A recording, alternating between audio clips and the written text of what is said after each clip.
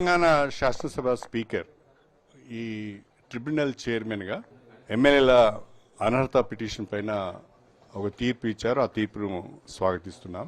Tribunal chairman గారు వాద ప్రతివాదనలు విని వారికి అందుబాటులో ఉన్న సాక్ష్యాలన్నింటినీ కూడా పరిశీలించిన తర్వాతనే ఈ నిర్ణయం తీసుకున్నారని నేను భావిస్తున్నాను. దీని అందరం కూడా స్వాగతించవలసిన అవసరం ఉన్నది.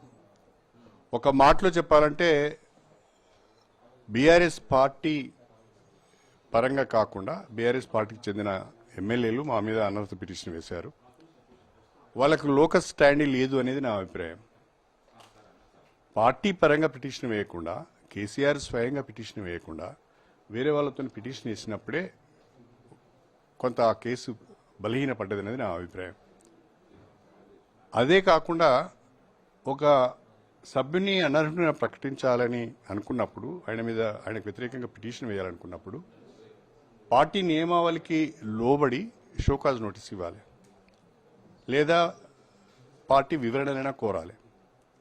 మాకు షోకాజ్ నోటీస్ ఇవ్వలేదు, పార్టీ పరంగా ఈ రకమైన వివరణ అడగలేదు.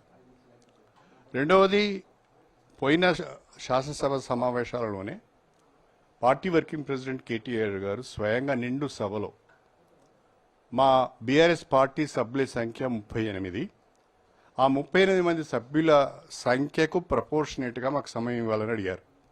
అంటే మేము 10 మందిని కూడా బీఆర్ఎస్ పార్టీ సభ్యులుగా ఆయన పరిగణించే స్టేట్మెంట్ ఇచ్చాడు.